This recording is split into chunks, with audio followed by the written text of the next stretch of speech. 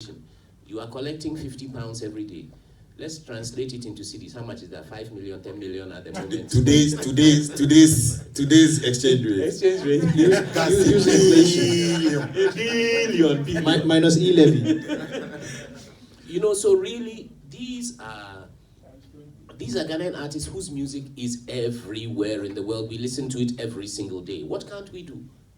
We've just not been able to comprehend the value of what we've had. So, when I hear those runs, Ghana music is, I'm saving Ghana music and all that things, like, somebody get a sniper, let's, really take out a few voices. But it isn't true. We've always been, this is the country where fella cut his teeth. Miriam Makeba, here. The late Brahu, here. Come on.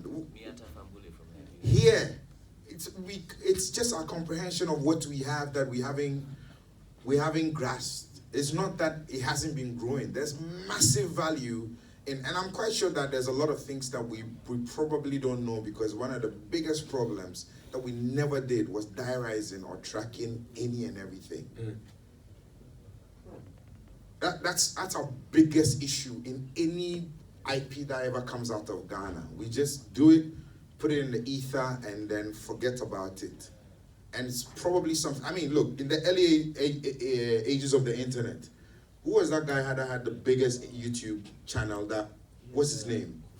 You know where they're trying to go. I think with the artistic process, the biggest thing is deciding where you want to go. If you don't know what direction you yourself want to go in, people will lead you and you will go round and round and round and round. And that is what Ghana has done. Like Rudy said, we woke up one day and suddenly Azonto was exciting people in Japan, Azerbaijan, in Papua New Guinea, in Colombia, in Belize. And we Ghanaian producers, creators, we decided, this Azonto cry is too cheap. It's like, it's people like it too much, so it's cheap and it's popular. So, let's leave this genre and let's find something, more sophisticated. We want to do GH rap, you see? And so when the door was open and we had the chance to build on this Azonto, we said, no. This cheap music, king. Isn't that what we were doing in primary school? And really, we lost the opportunity to harness. No, we didn't lose the opportunity. But if you listen to Amapiano, what is Amapiano? Amapiano, they just took what was good out of Azonto and made it more melodic and, Afro beats. What is Afro beats? Simplified the syncopated beat. Yes, they just made it even simpler. What we were thinking, it's too simple for the world, where the cocoa is cheap. Somebody made it even simpler and made even more money. So sometimes we need to think and not be ashamed or embarrassed of who we are when we are at our bushes, because that is what the people in the world want. We will say, GH rap, me, I'm sophisticated. Man, I can speak real English, man. So I don't need to do this tree, I don't need to do this pigeon, because I can speak English, And we think the music is the English. And I have to admit, Ghana, Charlie, we've come far. A few months ago, Rudy and I were in South Africa, and we were horrified to find that South Africa, once you are doing rap, the slangs must come. They still haven't separated hip hop from America. At least in Ghana, we did it 30 years ago. But in South Africa, that association is like hip hop or rap music. They don't see it as an African phenomenon. They see it as an American phenomenon. Whereas, thankfully, in Ghana, we started separating the music from the language very early on. And with time, we came to realize it is when we add our own African personality and identity to the equation that we create something new. Why do we want to repeat what Americans are doing? We need to create something new. So, like Rudy said, they have, look, Malcolm X and Muhammad Ali met here in Ghana, and they quashed their beef because there was a huge beef which was dividing America, which was Muhammad Ali on one side Elijah Muhammad and Malcolm X on the other side. It is here in Ghana they came to make peace. Martin Luther King, when nobody in America who knew who Martin Luther King was, 1957, Nkrumah carried him from America to come to Ghana to come and see what freedom tastes like. 1957, Martin Luther King was an almost unknown southern black preacher from somewhere in Alabama. But Kwame Nkrumah is the one who identified, no man, this guy, if this guy tastes freedom, he fight for it with his life because he's passionate. So in Ghana, we were Africans here, we could vote, we had equal pay, we had everything. The blacks in America couldn't vote.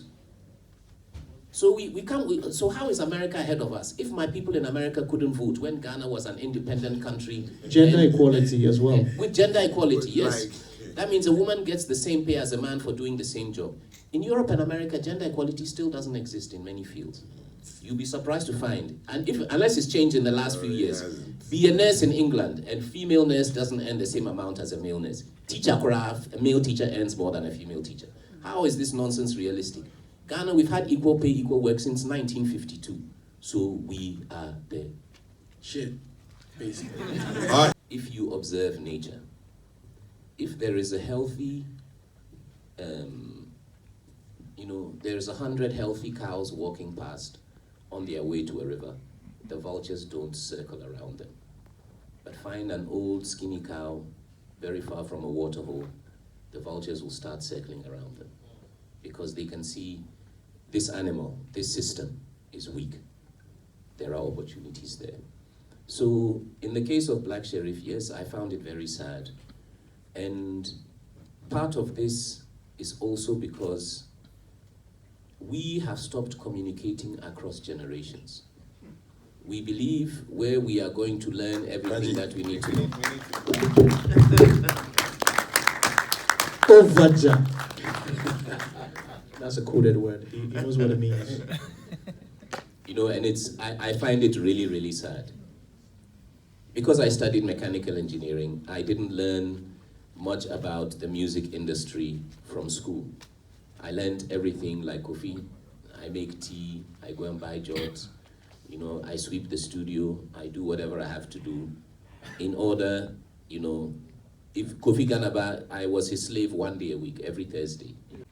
Because our brainwashed education system has made us believe education is in school, we have stopped going to our grandmothers in the villages. We have stopped asking maybe somebody who was a musician 40 years ago, what did you do wrong? How can I avoid the mistakes that you made? So what has happened with Black Sheriff should never, ever have happened if there was somebody with more than 5 years of experience in his team, or 10 years of experience, somebody who understands what is going on. You don't dash your most valuable asset to somebody. You leverage it. If I have a piece of land right here around Accra Mall, I'm not even going to sell it to anybody. No. I will lease it. When my children come, they will come and collect their own lease. When their children come, they will also come and collect the lease. If I sell it, not only am I being foolish, I am punishing my children, and I'm failing to acknowledge that I can protect what we have for them to benefit more from it, because in 30 years' time, when my children lease the Accra Mall, they will make 10 times the money I made when I did music. Is being a hip-hop head in London from the early 80s through to the 90s. So during this period in London, the British were making the same mistakes the Ghanaians, the South Africans, the Nigerians did. If you want to rap, you have to bring slangs into it. And so hip-hop in Britain never took a foothold until around 1987, 1988, 1989, the first rappers appeared who were rapping with a British accent. So, there's many of them. And I noticed as soon as a group of people started rapping with their own British identity, all of a sudden, everybody was interested in what they were doing. And the rappers who had existed before them with their fake American accents, Charlie, everybody just abandoned them completely. And if you listen to British hip-hop now, or whatever it has mutated into, you will find that the accent is such a central part of it. And now today you find drill artists in Australia, and they are imitating the British accent.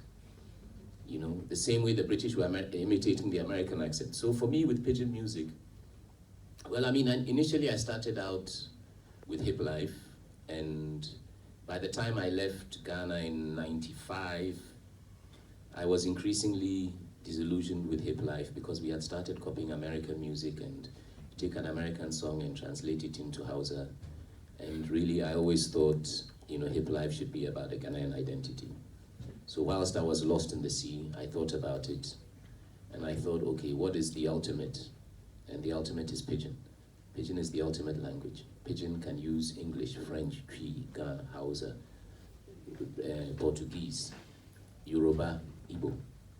So it made me realize that what I was looking for, which is actually, you know, a hybrid determined by how I feel, is defined by pidgin. So in 1997, by then I'd, you know, let me be honest, I'd given up on hip life. As Charlie, this one here is going off point. So, you know, let me redefine that it's not, language doesn't define music, because music is a universal language, but attitude, you know. And so the attitude of pidgin, which is that you can take anything from anywhere, translate it how you feel, and use it. In Ghana, Scheiße means wow. In Germany, Scheiße means is bullshit. So how did we take a German word, which means, you know, shit, and then bring it to Ghana, and then repurpose it as, hey, Charlie, Scheiße, you know? And so this is the power of pidgin. We can take anything from anywhere. Because in Ghana, if you say Scheiße, nobody thinks, oh, anything negative. It means, Charlie, something wild is happening. And we did this. And now, I mean, Scheiße has been in Ghana maybe for like 15, 20 years. Now go to Nigeria, now go to Nigeria and you hear people using this Scheiße, which I heard in Ghana 20, 25 years ago. And it has become a term in another African country. Or maybe you go to Sierra Leone or Liberia and they will adopt a word which we have bastardized. But it sounds like Scheiße.